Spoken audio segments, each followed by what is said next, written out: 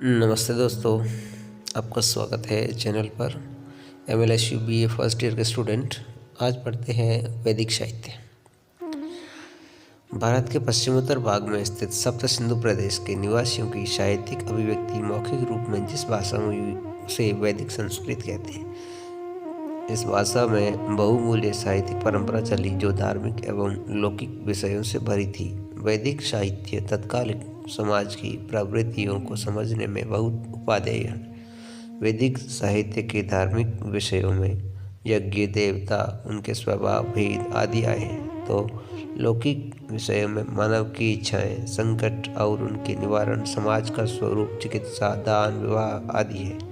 इनसे समाज के विविध पक्षों का बोध होता है, जैसे धार्मिक, राजनीतिक, आर्थिक, साहित्यिक। इस प्रकार वैदिक साहित्य के विकास का समय लगभग 6000 ईसा पूर्व से 800 ईसा पूर्व तक माना जाता है। इस कालावधि में 4 चरणों में साहित्य का विकास देखा जाता है। पहला है संहिता। संहिताओं में वैदिक मंत्रों का संग्रह होता है। इनके 4 मुख्य रूप हैं: ऋग्वैदिक संहिता, यजुर्वेदिक संहिता, सामवेदिक संहिता और अथर्ववैदिक संहिता। इनका विभाजन वैदिक यज्ञों में काम करने वाले 4 ऋत्विजों, यज्ञ कराने वाले को ऋत्विज कहा जाता है, के कार्यों को ध्यान में रखकर हुआ है।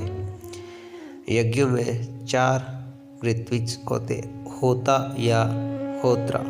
होत्र जो होता है ऋग्वेद का ऋत्विक है, उदरव्यू यजुर्वेद का है, उद्गाता सामवेद का है और अथर्ववेद के ऋत्विज को ब्रह्मा कहा जाता है। होता देवताओं को यज्ञ में बुलाता है और ऋचाओं का पाठ करते हुए यज्ञ देवों की स्तुति करता है।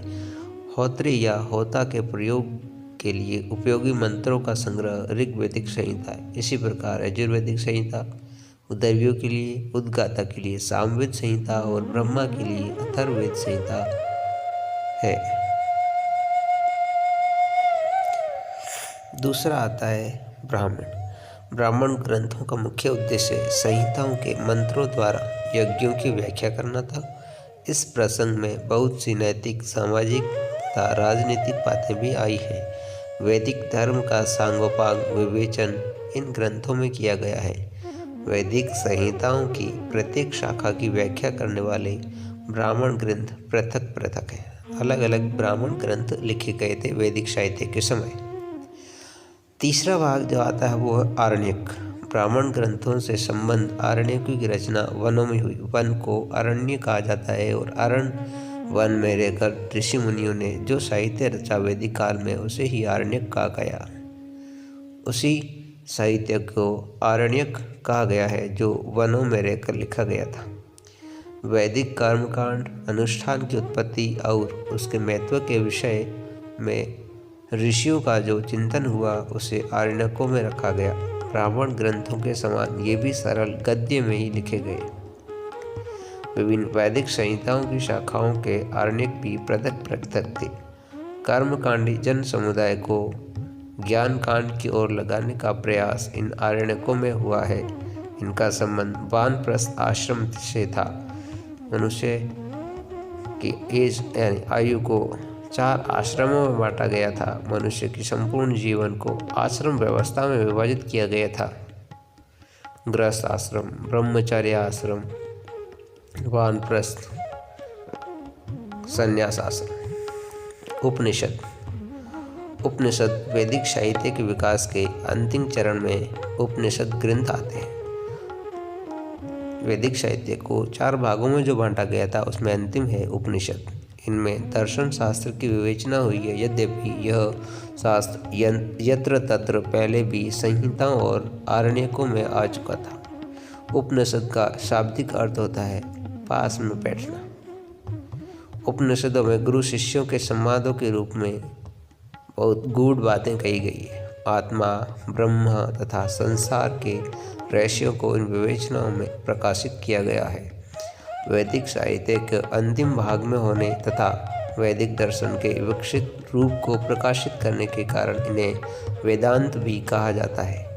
मूल वैदिक साहित्य को समझाने और उनका उपयोग बताने के लिए वेदांग ग्रंथ बने हैं। वेदांग ग्रंथ 6 है। उपनिषद 6 भागों में बांटा गया है। शिक्षा में उच्चारण की विधि को बताया गया है।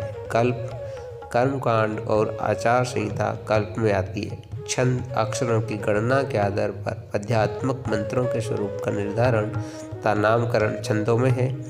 निरुक्त वैदिक शब्दों का निर्वचन या व्याख्या निरुक्तों में मिलती है।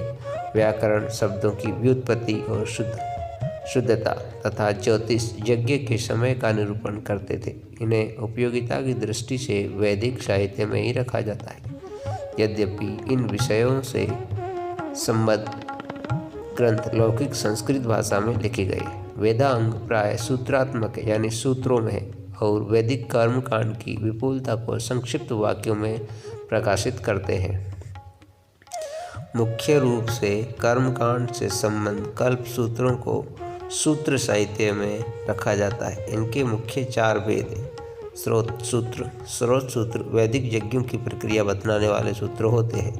ग्राह्य सूत्र व्यक्तिगत एवं पारिवारिक जीवन से संबंध कर्मकांड का वर्णन करने वाले ग्राह्य सूत्र होते हैं। धर्म सूत्र धार्मिक एवं सामाजिक नियमों, कर्तव्यों और अधिकारों का वर्णन करने वाले धर्म सूत्र होते हैं तथा शुल्ब सूत्र यज्ञ वेदिका को नापने और उसके निर्माण का वर्णन करने वाले शुल्ब सूत्र होते हैं।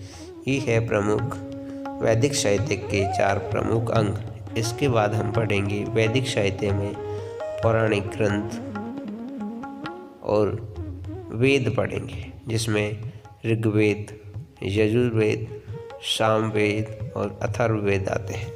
धन्यवाद। So students, be happy and stay blessed.